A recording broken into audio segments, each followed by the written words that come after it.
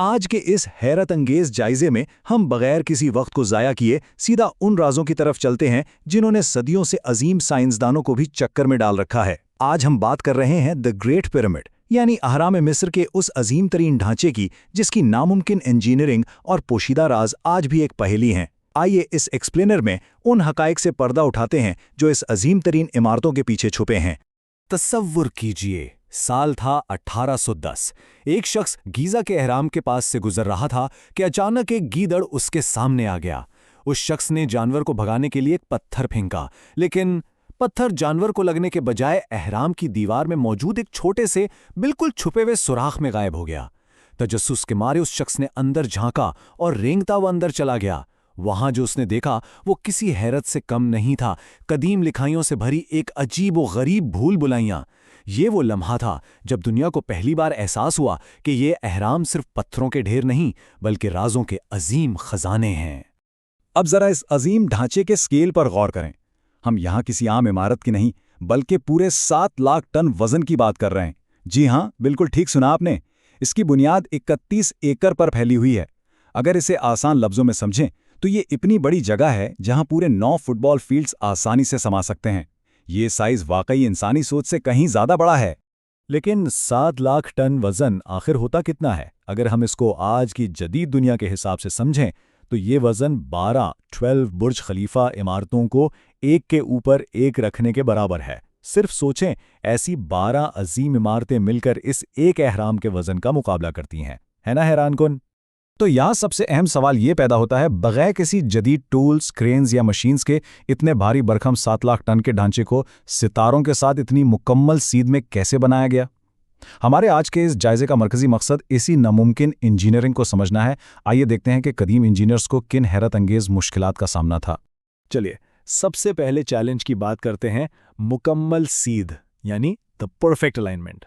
एक ऐसी इमारत जो इस कदर विशाल हो, उसको दुनिया की 4 सिमतों शुमाल, जुनूब, मशरिक और मगरिब के साथ बिल्कुल सीधा रखना कोई आम बात नहीं।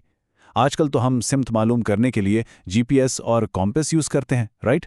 लेकिन सोचिए 4,500 साल पहले क्या था। माहिरीन के कहना है कि उन्होंने सिमतों की निशानदेही के लिए कुतबी सितारों यानी पोलर स्टार्स का सहारा लिया।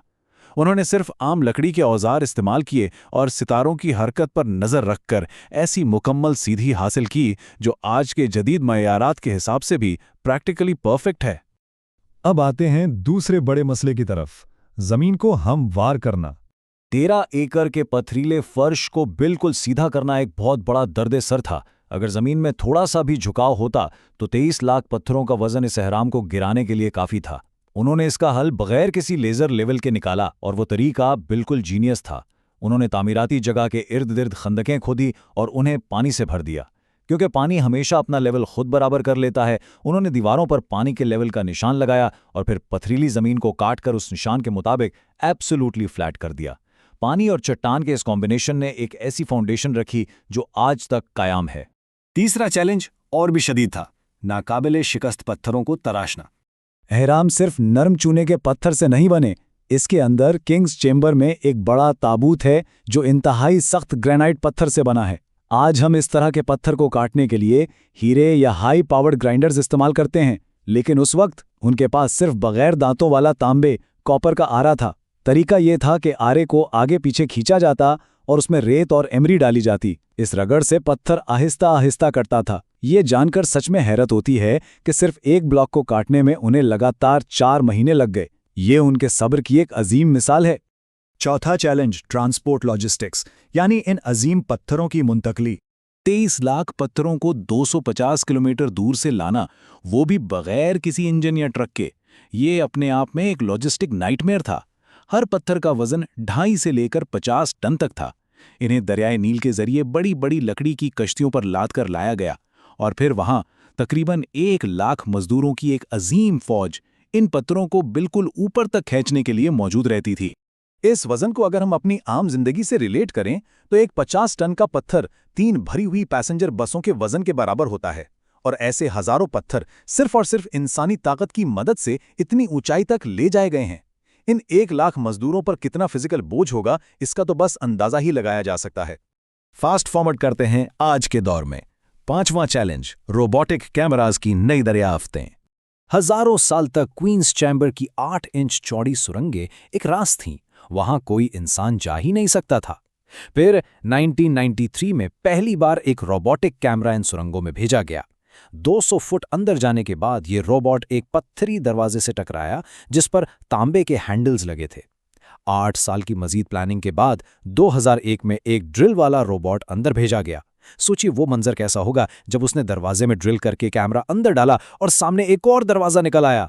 लेकिन सबसे अहम बात, जमीन पर 4,500 साल पुराने लाल रंग के निशान मिले। ये वो मार्क्स थे जो एहराम बंद होने के बाद से किसी ने नहीं देखे थे। अब आते हैं उस बुनियादी सवाल पर कि आखिर ये सब क्यों बनाया गया। द पर्पस, सितारों तक का पुल। लोग अक्सर मजाक में या संजीदगी से कहते हैं कि शायद इन्हें एलियंस ने बनाया होगा, राइट? लेकिन नहीं, डीएनए और आर्कियोलॉजी साफ बताते हैं कि ये मुकम्मल तौर पर मुकामी मिस्री, इजिप्शियन लोगों की मेहनत का नतीजा था। हड्डियों के तज्जिए से पता चलता है कि इन मजदूरों को बहुत अच्छी खुराक मिलती थी और यहाँ तक कि इन्हें मेडिकल सर्जरीज की सहूलत भी मुयस्सर थी। यानी ये गुलाम नहीं थे, बल्कि इज्जतदार, हुनरमंद लोग थे। इस अजीम मंसूबे के पीछे असल ताकत उनका एक बहुत पुख्ता अकीदा था। कदीम मिस्री मानते थे कि मौत के बाद इंसान आसमान का एक सितारा बन जाता है। ये अहराम दरअसल एक पुल के तौर पर बनाए गए थे ताकि फ़ैरो आसमान तक पहुंच सके।